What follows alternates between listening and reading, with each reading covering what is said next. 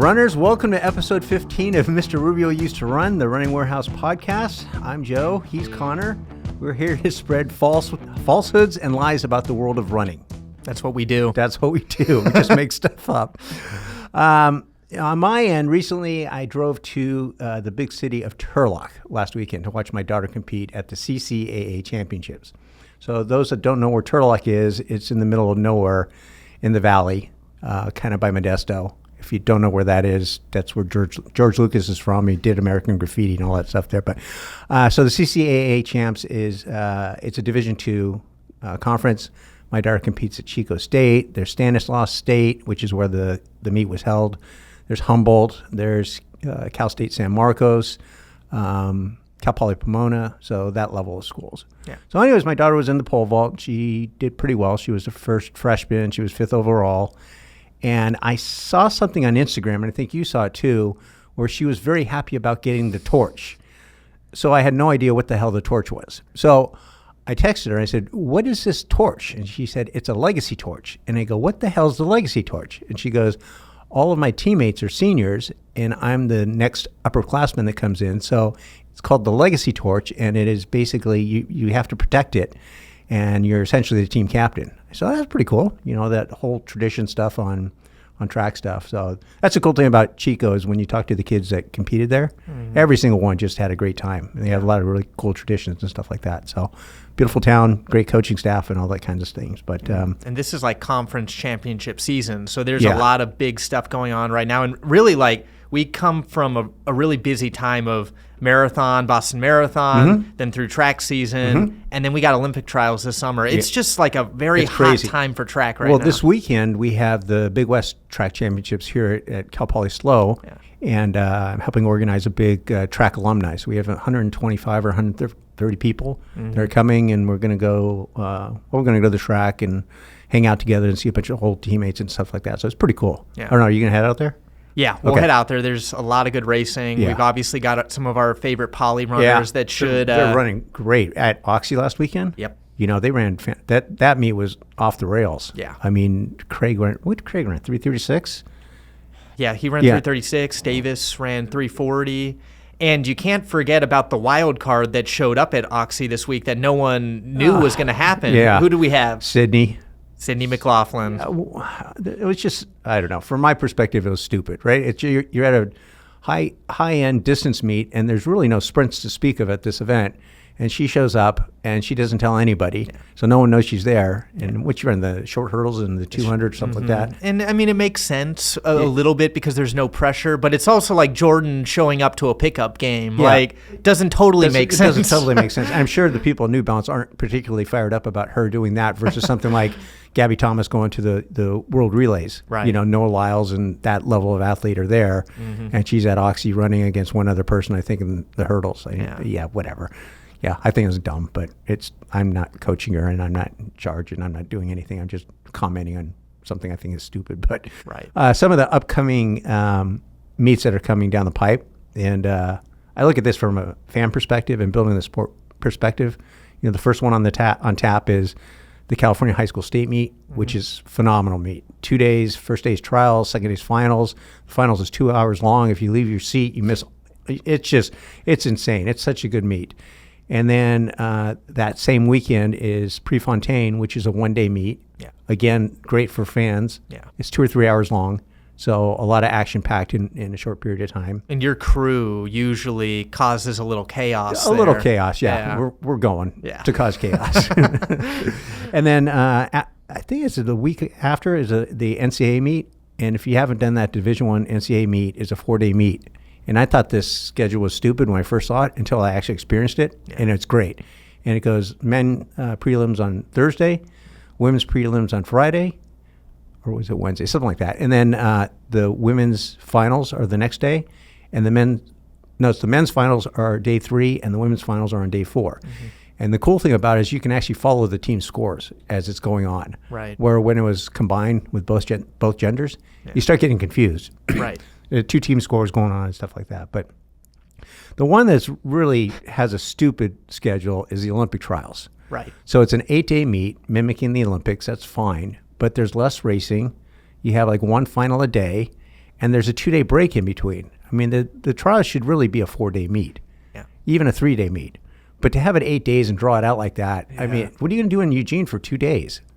I don't know. Maybe go golfing or something. I don't know what the hell I'm going to do, but yeah. It's hard to keep interest when it's that long because it's just there's a lot of events. It's a lot of time. It's like let's pick up the pace a little bit, and I think that kind of leads into some of the issues with our sport because there's a lot of great things, but over the years, no one's really dialed in some of those key factors that have made the NBA, the NFL, a lot of these big sports so popular.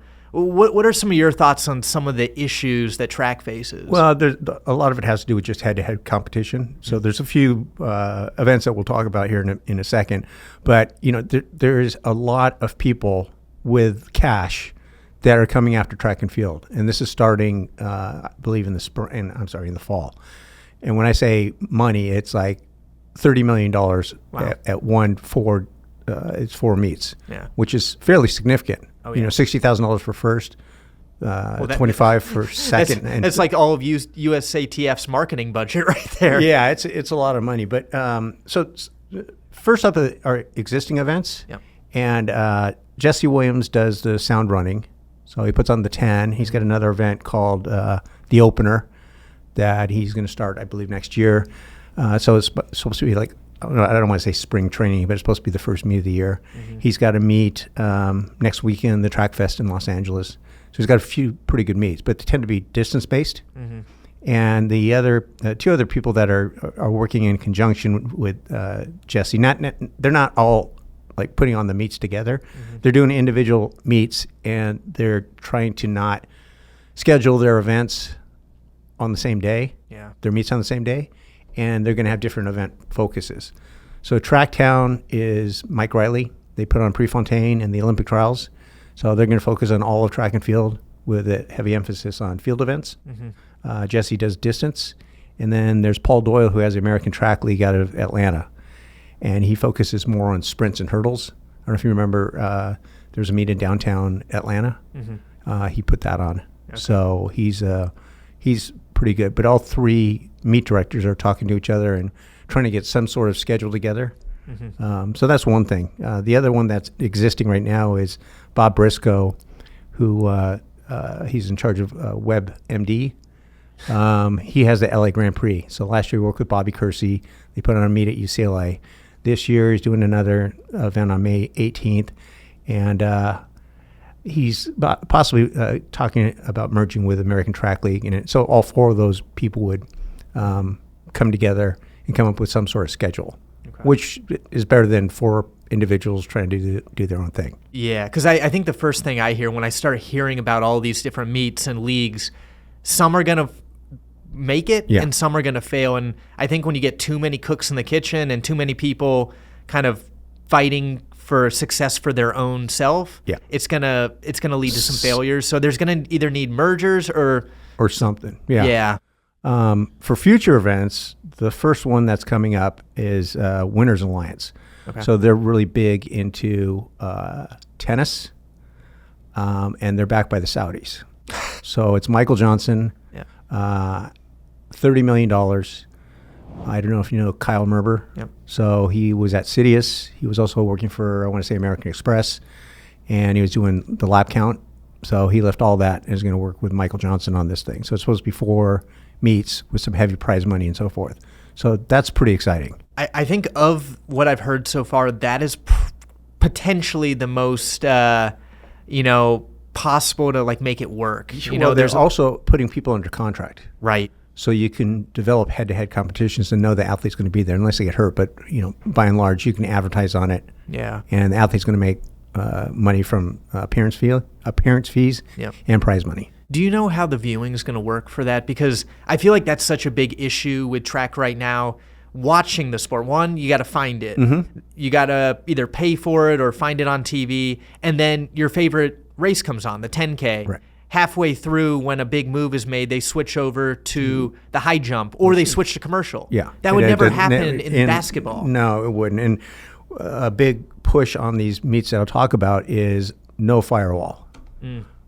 And I don't know who they're going to get to post it, but you read about the Diamond League. Yeah. They're going with Flow Track, and that's just going to suck. It's going to suck. Yeah. It's expensive, and their coverage isn't great, and camera angles are off. So when I was watching Penn Relays, the finishing stretch, you're looking at the athletes run towards you, so you don't have a sense of how fast someone's going. So I'm watching Quincy Wilson go from like 8th after his team fell on the 4x4 to winning, but you have no sense of how fast this kid is running. Yeah. It was just not great coverage. No, and like even when you look at, again, football, like a lot of the analytics that are shown and graphics, like we need people to understand how fast these athletes are running and really get that full picture, not only for the nerds, but also for the general public. And I say this about golf. They do that for the men's game all the time. What club are they hitting? How far are they hitting it? What's the club head speed? How fast the ball's going? What's the angles? All that stuff. On the women's game, you see none of it. So you have no idea what Nellie Cord is hitting, how far she hits it. Interesting. You see the score. Yeah. But I don't know. I have more in common with the women's game, and they're still way better than I am and hit it a lot longer than I do. But I can't even imagine hitting a ball 400 yards. I mean, that's like 4 shots for me. Yeah. So I don't know where I'm going with that. But so there's Winter Alliance, and then the second one is 776 Invitational. And that's Serena Williams' husband, who owns Reddit, is behind that. It's a women's only invitational. It's going to happen in September. I don't know where. A small number of events, women's only. And I believe Serena's husband is teaming with Sports Bra, which is not a sports bar. It's Sports Bra. I think there's 3 restaurants in the Pacific Northwest that all they do is show women's sports. So this would be to go along with it. And I like the idea of a little bit of a shorter condensed track meet because I think that's also part of the issue. There are so many events that sometimes it's just hard to keep up with it all, and it's so long. And I've always thought, like, figure out those 4 or 5 just key events for like one sprint, one mid-distance, one distance. And like, I think it keeps people a little bit more. You can focus on it. Yeah. And you can actually follow it. Right. Because I actually really like watching the throws. Yeah. If I can just focus on that. Right. Because it builds, and same thing with the high jump, things like that. Yeah. Pole, builds excitement, intention. And I also think potentially, I don't know if like a fantasy or something that you can kind of have a stake in each event. So maybe you're a distance fan, but you need some fantasy points from the throws that kind of brings you in. And then the other part of that, which we might get into a little bit later, is the gambling portion. Yeah. Which, well, that comes up next here. Yeah. So you have dual track meet, like FanDuel's. Yep. Dual track meet, and it's being financed by Mark Cuban, who owns the Dallas Mavericks. So there's that. It's a one-on-one showdown format. Okay. So that's based on betting on one athlete, and probably sprints, probably nothing over 2 minutes long. Wow. So there's that. There's the North American Track League, which is a little bit on the smaller side, and then 1v1 World League. Brett Morris is behind that, and that's like the same thing, one-on-one head-to-head competitions. So I was on a Zoom last week with the foundation, and one of the people who's on the foundation, he's the vice president of finance for DraftKings. And when we asked why all these events are happening, he goes, gambling. Right. Right. It is particularly sprints, head-to-head competition. Yeah. It's all about betting. And obviously, gambling can be a little bit of a touchy subject, but I think at the end of the day, if it does help the athletes get paid and it brings more fans in, I think it's a net positive. And I don't know, if anything, it brings excitement and it brings, you've got a stake on the race. I think overall it's good. Plus, when we talk about these head-to-head matches, that's what gets me excited. Because when we look back at, what some of the recent stuff, and really over the years with boxing, you can, and MMA, like you can build these intense rivalries. Who doesn't want to see Kerr and Jakob go head-to-head? Yeah, I know. It's all that kind of stuff. So it's interesting stuff. I don't know what's going to happen. Yeah. But also the VP of Finance of DraftKings says he's made a proposal to USATF and hasn't heard back. So, like, Max is missing the ball again. Yeah. Like, you get DraftKings wanting to team up with USATF. Yeah. That's kind of a thing. It seems like a thing. It seems like it. But whatever. We'll see. It's not my sport. But an interesting thing, this is kind of a side note. a few weeks ago, my good friend Steve Boaz had texted me and said, Jenna wants to contact you. So Jenna is Jenna Kingma, and she ran at San Luis Obispo High School. She has a school record in the mile, I believe. Then she went to Arizona State and ran there and was on a national cross-country championship team. So my daughter's coach at Oregon State, Louie, was Jenna's coach at Arizona State. He also coached Desi, Linden College, and I want to say Amy, and then also Shelby Houlihan and a few other people. So a couple okay names. So and then Jenna went to fashion school in New York, and then her and her sister started a line of jewelry. And so she was doing jewelry for like Lady Gaga and all that kind of stuff. Yeah, it's weird. And then her and her sister were on a Bravo reality TV show. So then she texted me and she says, well, do you have time to sit down and talk about running shoes? And I said, well, sure, but what are you doing? Aren't you on Bravo or something like that? And she said, no, I'm in charge of materials and performance materials for Skechers.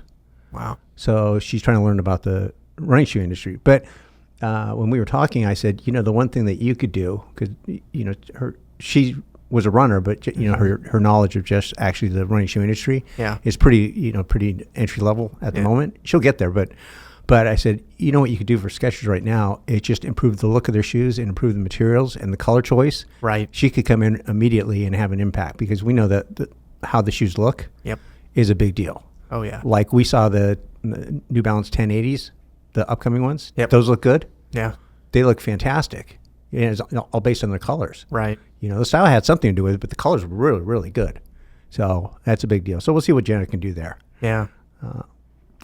So kind of an interesting thing, I've seen this more and more, is on the internet, people are just outright confused about racing flats.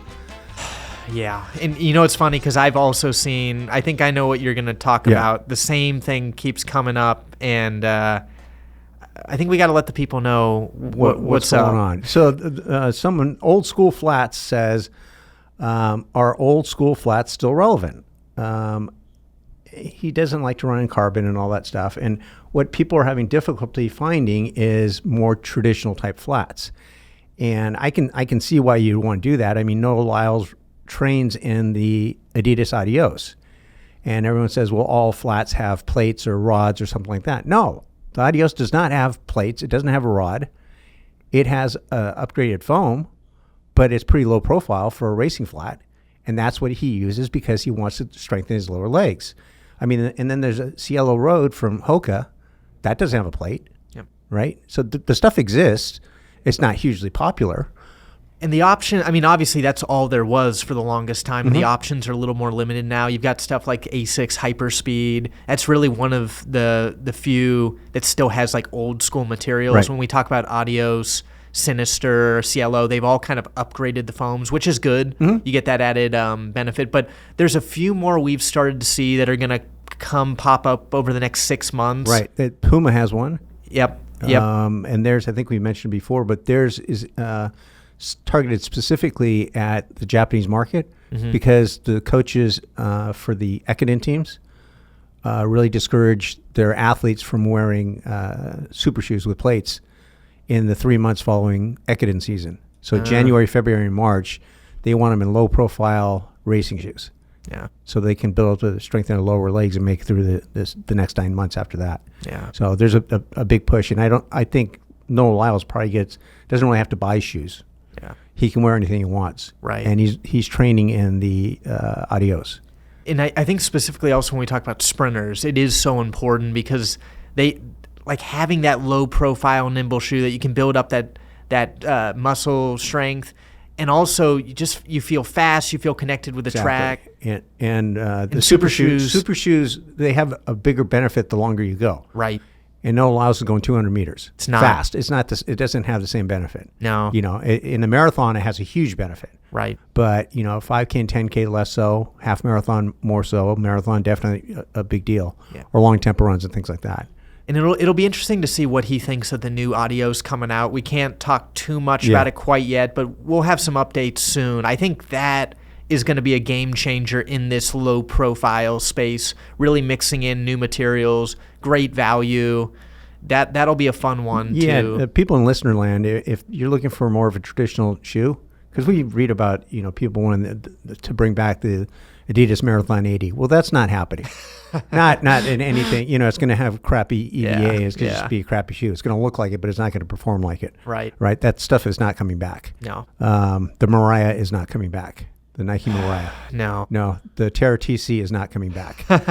And there's a whole group of people on this other thread in Let's Run talking about El Garouche. So he ran they had a celebratory mile this past weekend to celebrate Roger Bannister breaking 4 minutes in the mile 70 years ago. Yeah. So he had El Garouche there, he had Steve Cram there, he had all these former world record holders. Yeah.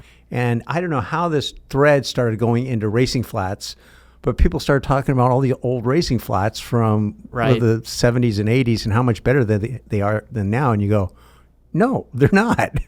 They're not that much better. No. I have the stress fractures to prove it.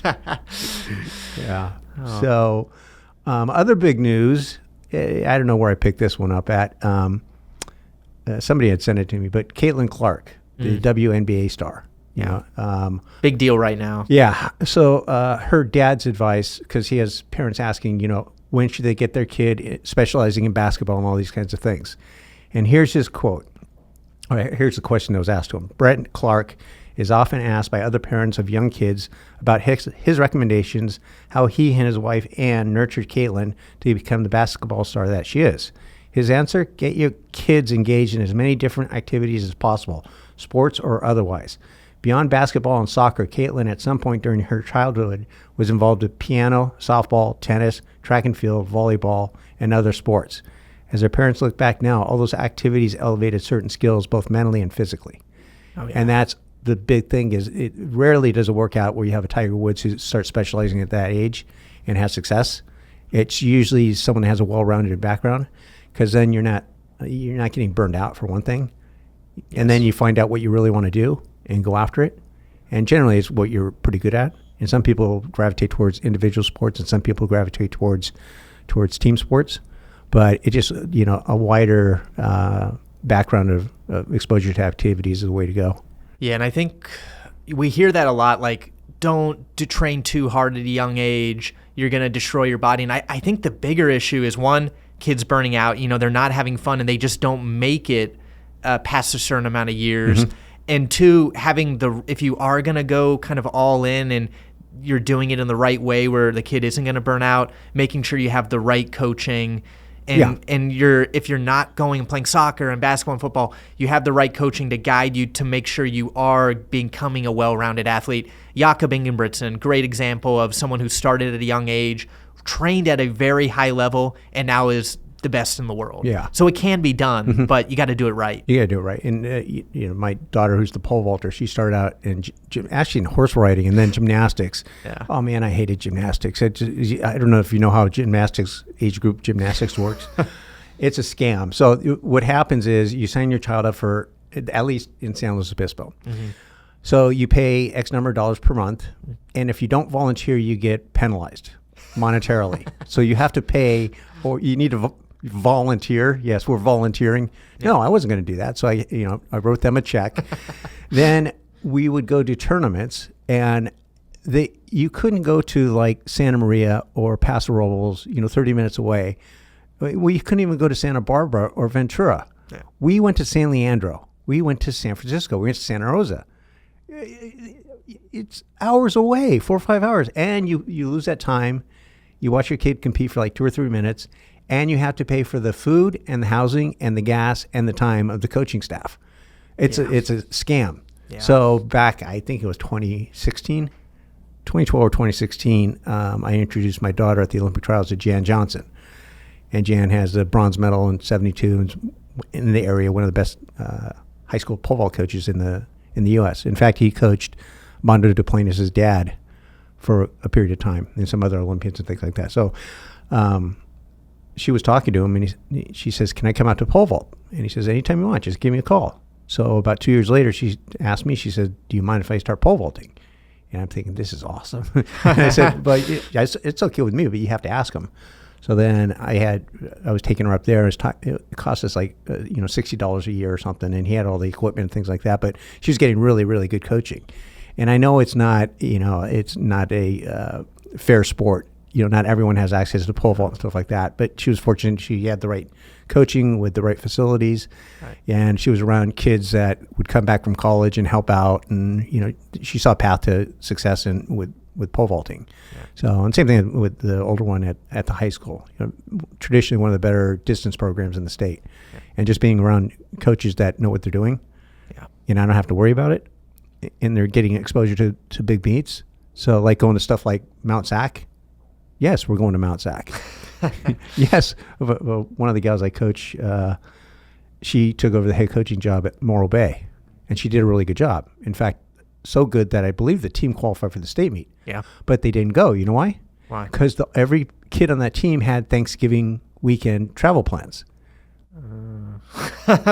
Because they'd never been to the state meet. Right. So what do we do on Thanksgiving? We travel with families. And now she's switching things around. No, you're not going. We're going to the state meet. Right. Right. We want to be good. Right. So it's just just different things like that. Just having the right coaches for what you want to get out of the sport. Right. Yeah. So, how about a shoe review? Okay. What shoe do you got on deck today? I'm thinking the Triumph 22.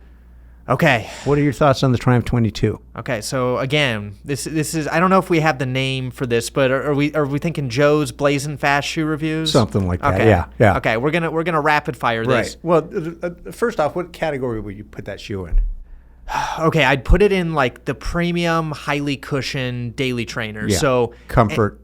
Comfort. It's not going to be your fast shoe. It's not going to be your lightest shoe. But if you want something plush and just feels amazing for any distance, that's going to be the shoe. Right. I'm talking Nimbus. Yep. 1080. Yep. Glycerin. Yep. Vomero. Right. Ghost Max, perhaps. Potentially Ghost Max. Yeah. Glycerin. Bondi.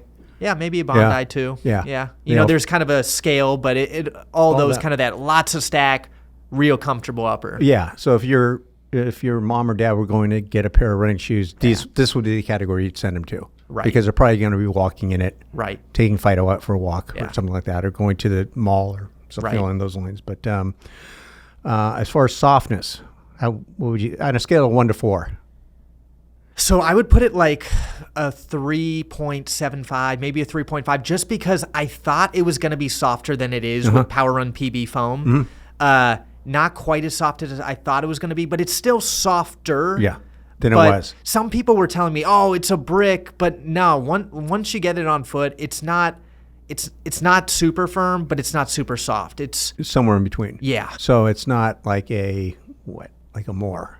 No, not that marshmallowy soft. No. So, but there are people that prefer a little bit firmer shoe. Right. Without going squirrely on things. Yeah. And again, it's a denser Power Run PB than what's seen in the Pro, so it is going to be a little bit firmer than what you might expect, but. Again, I still found it pretty soft. And as I got more miles in, I feel like it feels very plush underfoot. Yeah. A lot of stack height. We're about 40 mils. Okay. Rebound?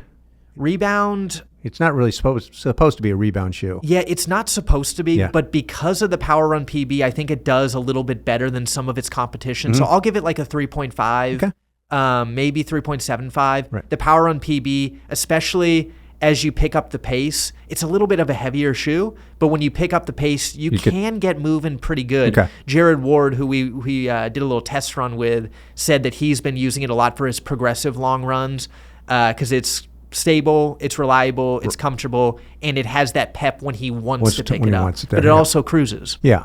And speaking of that stability, I'd say it's about a 4 on the stability scale. It's got a real wide platform. Yeah. So it's going to be more stable than you'd expect. Yep. Weight, I actually haven't checked the weight. Do you know what it weighs? Yeah, that's one of its flaws. Yeah. It's actually coming in a little bit heavier than the predecessor, so it's about 10.8 ounces. Yeah, which still isn't horrible. It's not like it's 12 or 14 ounces. And I've been hearing a lot of people complain about the weight. I would say don't worry too much. Get it on foot. It doesn't feel nearly as heavy as you might think. And also, you have to remember, you look at the stack, you look at how wide the platform is, you look how much foam there is. You get a lot. Yeah. So the weight's not, I don't think it's as big of a factor as some people are saying. Comfort. That's a 4. Yeah. I mean, it's a real comfortable shoe. It's a lot of stack. It's Padded. plush. It's padded. It's got a plush. nice upper. Yeah, it's a nice shoe. Yeah. Yeah. Style, color, design. I'd give it like a 4 too. I think it's a good looking shoe. Yeah, for sure. Yeah. Especially the sidewalls and everything. It's, Yeah. they did a good job of updating that guy. Yeah. Experience overall? I'd say, again, a 4. It's like, it's not, I think I had really high expectations for the shoe when I heard the Power Run PB. Did it slightly, is it not quite as much as I thought it was going to be? Maybe it just missed the mark a little bit, but I think I was thinking it was going to be my perfect shoe, and it's really just a really good shoe. Really good. Yeah, it's solid. Yeah. Very solid. It's not a lot of complaints other than a little bit of a heavy weight, maybe a little firmer than I thought it was going to be, but it's still a very good shoe. Yeah, small issues. Overall value, I'd say it's 4. Yeah, I think across the board. I mean, again, it is a little bit pricier of a shoe, but when you look at everything you get with super foam, premium upper, it actually is a pretty good value for that price point. Right. It's a good shoe. Yeah. Let's see, what else we have? Oh. Overall score? Overall score is probably 375, 4. Yeah, I think so. Something around there. Yeah, I think it's really solid shoe. Yeah. Yeah, it's good. Okay. Let's go to Noreen's closet. Ooh, this is what I look forward to every week. Yes. So Noreen is a friend of mine, and her husband is a friend of mine. And Noreen was high school All-American at Cal Poly. And she let us use a shoe, or look at a shoe that was in the late 70s, early 80s. It was the bomb. It was the super shoe, super spike at the time. Yep. So the Nike Vanquier. Okay. Yeah. Now, when I saw this name, and I mean, I've seen it over the years, and I never knew quite how to pronounce it. Is that, where did that name come from? Is that supposed to be like vanquish and conquer together? I have no idea where that came from. It was one of the stupid Nike things that they had going at the time. But back when I was in high school, my senior year, I had the Adidas Spider, which was a kangaroo skin spike. Right. It had the Adastar plate, and it was green and black, and it was a shoe that John Walker wore to win the gold medal and also set the world record in the 1500. My teammate Jeff Purrington, who ran 4:10 in the mile, had that. Right. And that's what a lot of the top athletes for Nike wore, particularly on the distance side. Yeah. In the middle distance, more like the 800 and the 1500, that was like the Zoom D, I want to say it was, with Coe and Ovett. Right. The white one with the blue stripe, that sort of thing. Yep. This is more the 2 mile, 5,000, 10,000 kind of shoe. Right. I think I remember pictures of Centro Senior wearing that shoe, I think. Right. Yeah. Well, I mean, it's got the nylon upper, and I mean, we've seen a couple of these Nike shoes over the last 10 episodes, and I always love the old school Nike upper with that swoosh. Of course, the suede overlays, a pretty nice heel counter. There's a little bit to it. And then when you talk about distance, being a lot of the distance guys wearing it, you got this EVA sponge in the back, which is hard as a rock right now. Yeah, I'm sure it is. But, again, not much cushioning these days, but this probably was a decent amount back in the day. Yeah, and I'm sure there's going to be people listening to this say, that was the best spike ever, bring it back. Probably. Probably. Yeah. It was a good spike. Yeah. And then on the outsole, you got gum. Yeah, you got bubble gum. A lot of rubber, the 7-pin spike pin. And one thing I noticed of Noreen's spike, I don't know if this is a blank or if she shaved it down. No, we had to use blanks because they actually looked at your spikes. In high school, you can only have 6 spikes. So they included a blank. Okay. So, and I want to say in college it didn't matter, but in high school it did. Okay. So they included a blank in there, and that was a time when you couldn't wear jewelry, you couldn't wear a watch. Rules really, that didn't make sense. No, like earrings. Yeah. On women. Yeah. Or girls. Nope. And if you wore a watch, you're disqualified. Wow. So you had to listen for the splits. Yeah. So your coach would go at 200 meters to give you splits. Yeah. But no watch, no nada. Nowadays, the kids are like tweeting during their races on their iWatch. Yeah. I mean, you can watch them during, on their Strava and see how fast they're running. Totally. So, and then now you even have pacing lights and all that kind of crap, right? And you couldn't pace in high school. So there wasn't the kind of thing where you had your teammate setting you up for a big race. Right. That just didn't happen. Right. Right. Everything was closely guarded. And we got to the point where I forgot when it was, but they said that having the starter pistol was a bad idea. Yeah. So then you got these blocks of wood, and that's how you would start people clapping the wood together. Oh my gosh. It's completely stupid stuff. Things have changed. They have changed quite a bit. It's going back to the racing flat thing, there's the one thing that I always look at is like, there's advances in the sport all the time. And the stuff that a lot of the distance people don't realize right now is like starting blocks came into play in 1948. Like they didn't always exist. Yeah. My friend's grandfather, he had a shovel. So he ran for cattle and he was a sprinter. And you dug holes. That was your starting block. That's wild. And then you went from bamboo poles to fiberglass poles or aluminum poles. Yep. In the pole vault. And I forgot who I was talking to, Harry Mara. Yeah. And he was a pole vaulter. And he says, as soon as I went to a fiberglass pole, I improved by 2 feet in the pole vault. Wow. Just by getting poles. And then I said, what's the next big thing? He goes, it's probably carbon. Right. So that'll be, Mondo will be going 26 feet or something like that. Wow. Yeah. So that's the next big thing. But there's all kinds of advances going on. And obviously we talk a lot about the distance world with the super shoes and the super foams that have made huge. That's the funny thing is like, what's next? What's the next event that's going to see huge changes in times or records? I don't know, but I think that the thing, and I don't know if I've mentioned this previously, but when I was talking to the product people at Puma, I said, why is there so many advancements in running? And they said, runners want to be faster.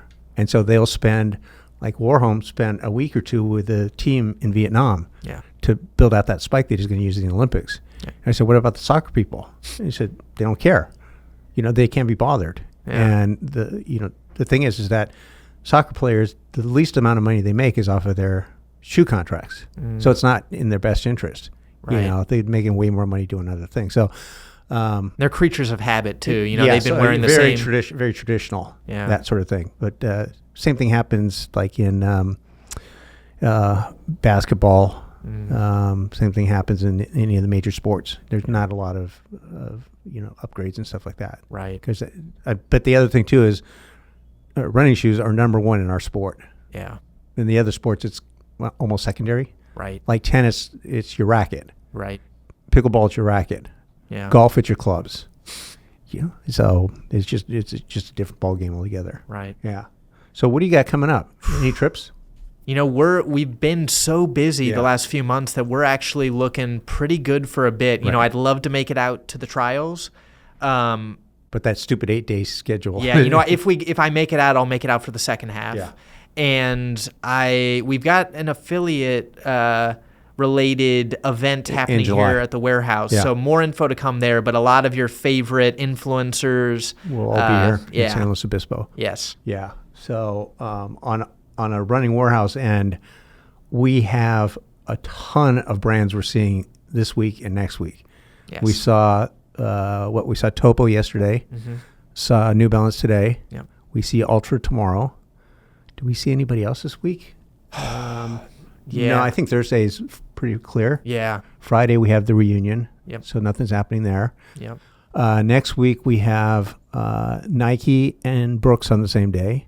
Then we have On and Mizuno on the same day. Then we have a whole day of Hoka, I think next Thursday. And for the people who maybe don't understand what this means is we're seeing product 6 months in advance. So this is a way for us to see product, to give a little bit of feedback. But at this point, the product's it's baked. It's baked. Yeah. So it's really for us to make our buys and figure out what's going to come in and at what volume. And it's an exciting time. But these meetings, cry me a river, but we're looking at product from 3 to 4 hours of just looking at shoes. Yeah.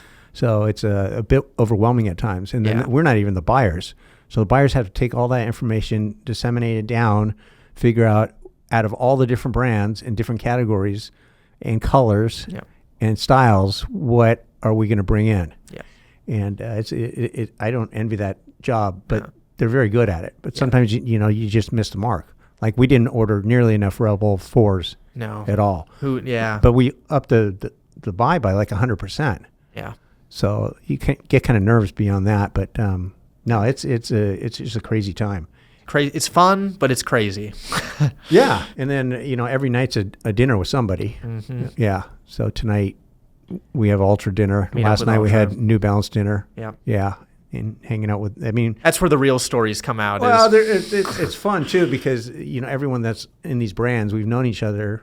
We've all known each other for years, so it's not like it's going out for the first time. It's just really fun. Yeah. Actually, it is seeing everyone and reconnecting and all those types of things. But can't lose sight of the fact that it's actually there's some serious cash involved in the whole thing. Totally. So it's pretty cool. And we've talked a little bit recently about some more guests that I know that are on.